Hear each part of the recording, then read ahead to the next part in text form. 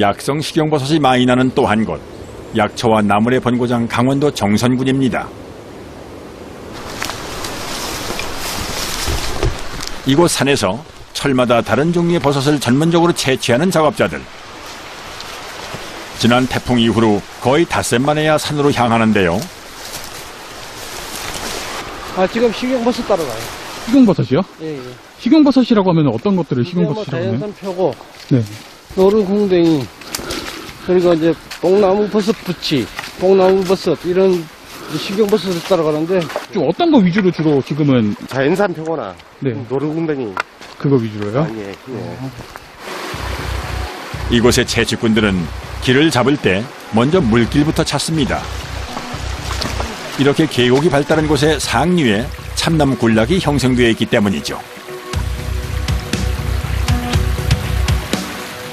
참나무를 집중적으로 먹고요. 표고가 난다고 하면 그 참나무밖에 안 나거든요.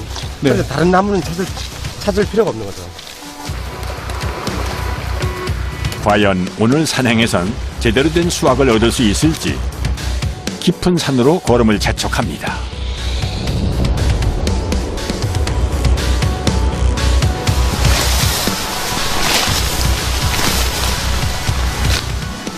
해발 고도 1000m 이상의 산이 질비한 이곳 정선. 이들이 오늘 오르는 산도 1300m나 되는 험한 산인데요.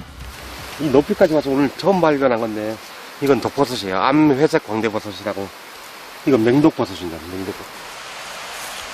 여름 더위가 심하고 가을 장마가 길어질수록 독버섯이 많아진다는군요.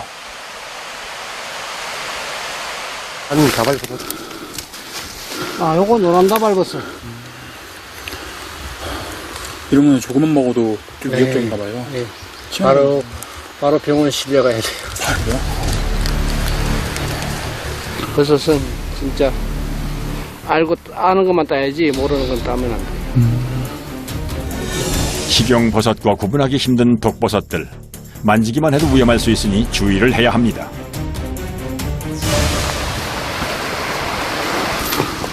오늘 첫 번째 목적지는 산 중턱 부근. 여기서 한 번 더 올라가야 돼. 조금 올라가야지. 이리 타서 안 내려지겠어. 근데 우리가 한 2시간 반가량 올라왔으니까 네. 산은 아주 가파르죠. 이리 올라가면서 집중적으로 찾을 거예요. 지금 저 참나무들이 보이죠? 저 참나무 큰 게 보이잖아요. 참나무 이렇게 큰 게 있으면 그 위쪽으로는 참나무가 많거든요. 그래서 버섯 따라 다닐 때 또 버섯이 날 수 있는 그런 지형이라든지 또 숙주나무들이 어디에 많이 분포되어 있는가. 네. 그것도 익히는 게 아주 중요합니다. 굵은 참나무 군락이 있는 곳 중에서도 쓰러진 나무가 있는 곳을 찾아야 하는 건데요. 그러기 위해선 산세가 더 험한 등산로가 아닌 곳으로 길을 잡아야 합니다. 그야말로 날다란 듯처럼 산을 누비는 작업자들. 그쪽으로 갈까? 참나무가 이쪽이 많으니까. 꽤 크게 형성된 참나무 군락을 발견했는데요. 과연 이곳에서 표고버섯을 찾을 수 있을까요?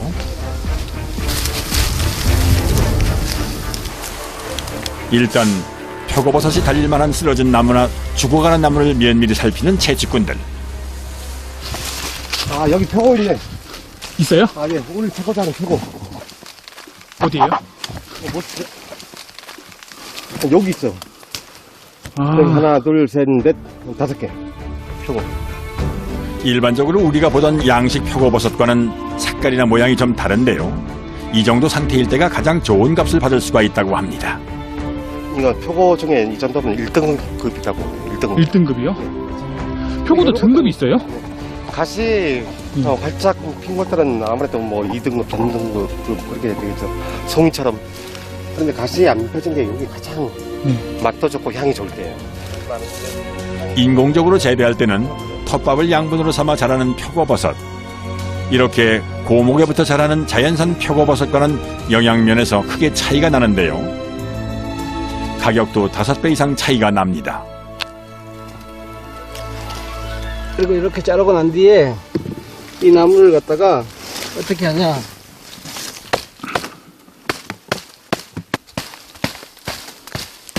이렇게 두들겨 주면은 포자가 다시 이렇게 나무로 번져요. 네. 그러면 이제 다음에 이제 또 많이 나고 그래요. 포자 요 지금 이제 표고 뿌리가 있잖아요. 네. 요 살려놨으니까 이게 이제 충격이 가면은 네. 이게 이제 번져요. 포자가. 내년에 풍성한 수확을 기대하는 마음. 그래도 오늘은 시작이 좋습니다. 이제 여기 이제 다른 곳을 이제 찾아가고 이제 가야죠. 지난 두 번의 가을 태풍으로 이 숲도 큰 피해를 입었는데요. 지난 태풍에 소나무 이렇게 큰 게 부러졌네. 이거 무슨, 이거 두 알은 되겠는데, 두 알은 정도 되겠는데, 이게 부러졌으니까요. 수십 년 자란 아름드리 소나무가 맥없이 꺾여버린 모습. 지난번 태풍에 참나무가 나와요, 참나무가. 아, 다 넘어간 거예요? 저 부러져버려요. 참나무들이 이렇게 부러지면, 나중에 표고가 많이 나요. 아, 여기에요, 이제. 자연이 핥힌 흔적이 때로 산꾼들에겐 또 다른 희망이 됩니다.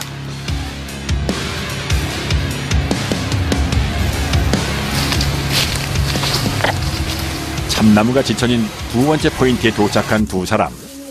과연 이곳에선 노다지를 발견할 수 있을까? 주변을 수색하는데요.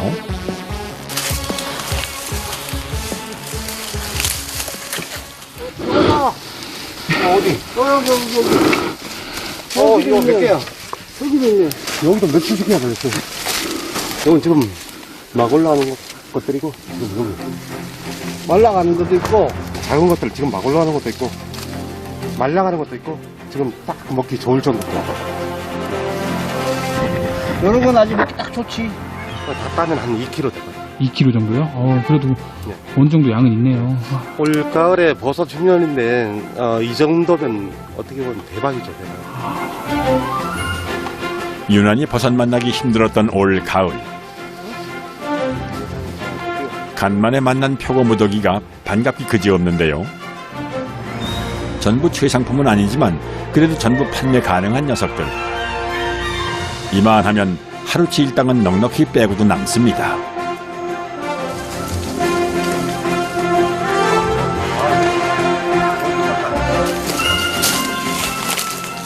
내년에 또 표고가 자랄 수 있도록 뿌리는 남기고 조심스레 표고를 채취하는데요.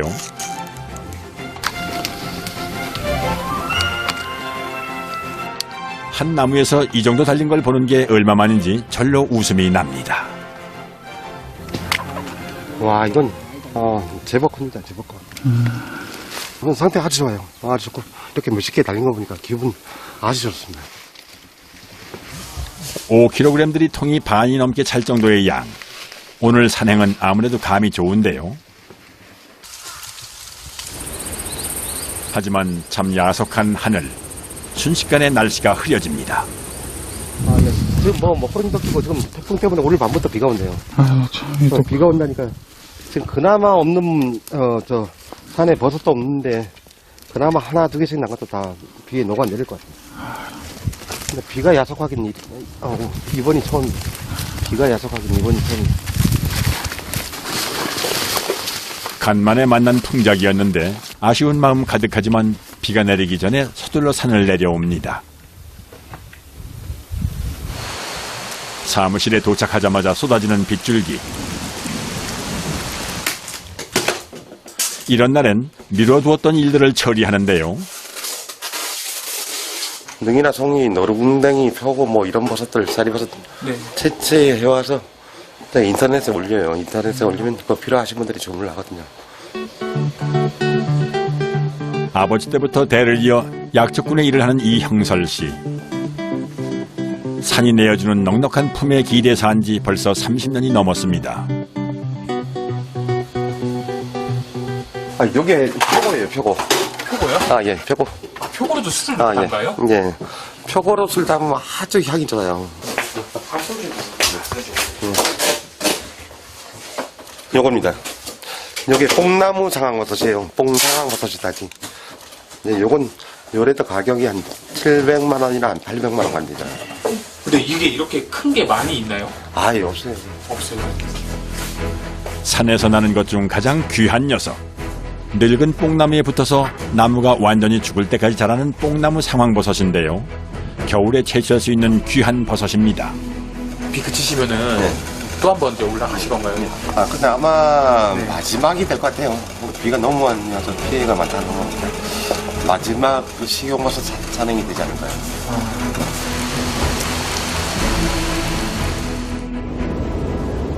다음 날 다행히 비가 그치고 일행이 서둘러 산을 오릅니다. 날씨가 더 추워지면 식용버섯이 상해 더 이상 채취할 수 없기 때문인데요. 두 사람은 마음이 급합니다.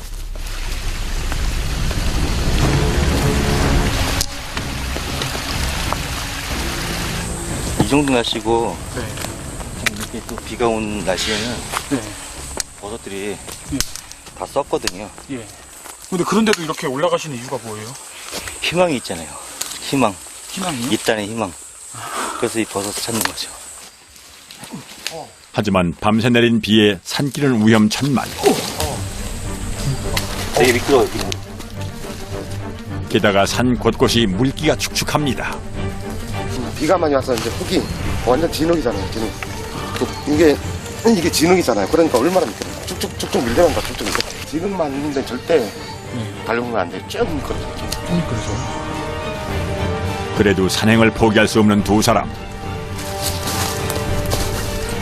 겨우 진흙밭을 빠져나와 참나무 군락지에 도착했는데요. 하지만 비 때문인지 버섯은 보이질 않습니다. 이렇게 올라왔는데도 버섯이 없어. 아, 정신없어요. 너무 없는 거. 그러니까 바람 많이 부는 곳, 산 능선까지 가야 돼요, 정상. 요번에 장 맞아가지고서는 네. 또 기온이 네. 또 올라가서 이 균사체들이 다 죽은 것 같아요. 너무 없는데요. 너무 없어. 조금이라도 마른 곳을 찾아 더 높은 곳으로 향하는 채취꾼들. 두 사람의 눈이 한 곳에 머뭅니다. 저기 뭐예요? 버섯 노란 게 있네. 상황버섯이네, 상황버섯. 그래요? 어디요? 아니, 저쪽에. 어디가 상황버섯이라는 거예요, 뽕나무? 이 노란 거 있죠? 네. 이 노란 게 뽕나무 상황버섯이에요. 이게요? 네. 하나, 둘, 셋, 넷, 다섯, 여섯, 일곱. 엄청 많이 잘렸네. 조그마한 것들도. 수명이 다해가는 높은 뽕나무에 이제 막 자리 잡기 시작한 사망버섯들. 경력 30년의 이 형설 씨도 한 나무에 이 정도로 많이 붙은 사망버섯을 보는 건 처음인데요.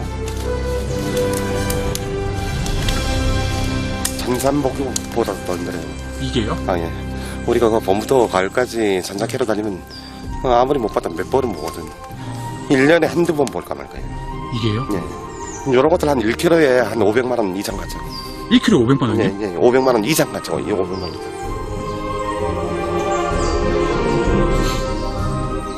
하지만 어쩐 일인지 버섯을 따지 않는 작업자들. 아직은 때가 아니랍니다. 아무래도 한 요 정도는 돼야지. 이 버섯 한 3배 정도 돼야 채취를 해야죠. 이렇게 작은 것들까지 다 땄다간 진짜 이 귀한 상황버섯들 씨를 말리는 거예요. 씨를 말리는 거예요. 근데 딴 사람이 캐가면 어떡하세요? 아, 그래도 뭐 어쩔 수 없죠. 몇 년 후에 왔을 때 이거 다른 사람 눈에 안 띄고 잘 자라 있다면 저 있게 되는 거고 그 전에 다른 사람 눈에 띄었다 하면 그 사람께 되는 거죠. 어디 누구한테 들키지 말고 잘 있어.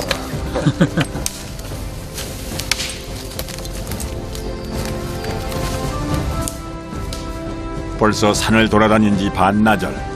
하지만 여전히 빈손인데요. 이대로 올 가을 수확을 끝내야 하는 걸까? 초조한 마음.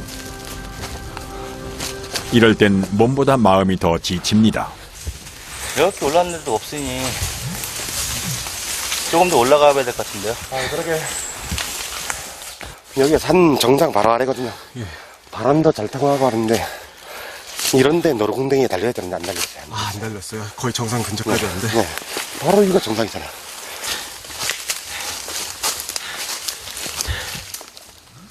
딱 하나만이라도 찾았으면 하는 간절한 마음. 온 신경을 집중해 주변을 살피던 그때 잠깐만요. 저기 뭐 보이는데? 어디? 저기. 노루궁뎅이. 노루궁뎅이 같은데? 야, 오늘 처음 발견하. 여러분, 발견하기 힘들어. 보이잖아, 이거 밑에. 뭐야 이거? 어디? 와. 뭐요? 내 살다 이런 공기 처음 보네. 어디요? 제 엉덩이 놓고 오늘 제대로 만났네. 제대로 만났어. 고생한 보람이네. 이리 와보세요. 와. 분명히. 그 얼굴 한번 내봐요. 이게 버섯이에요? 아니. 이게 노루궁뎅이. 와 얼굴만 하네요. 제 엉덩이만 해. 저 엉덩이만 해. 흔히 보기 힘든 크기의 노루궁뎅이 버섯. 최근엔 양식으로 재배하는 곳이 늘었지만 여전히 자연산을 찾는 사람이 많다는군요. 따봐야 아는데 이게 한 2kg 정도 나갈 것 같아요. 2kg 정도 나가면 최소한 20만 원 이상은 되죠. 최대한 손실이 없도록 조심스럽게 나무에서 떼어내는 작업자들. 오늘 첫 수확물입니다. 와, 보세요. 진짜 엄청나네, 엄청나. 와, 나 이렇게 산행하면서 이렇게 큰 경우 처음 봤어, 진짜. 진짜 처음 봤어요? 처음 진짜.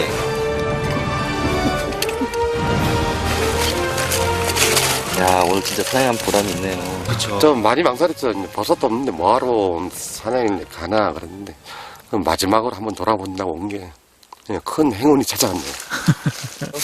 우와. 우와. 무거워, 너무 무거워, 너무 무거워. 묵직해, 묵직해.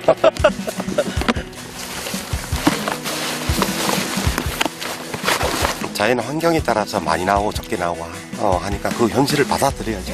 뭐 많이 나오면 많이 나오는 대로, 적게 나오면 적게 나오는 대로 거기에 만족을 해야죠. 노루궁뎅이 이만한 거 따고 저 아래를 보니까 진짜 산이 아름답네요. 아름다워.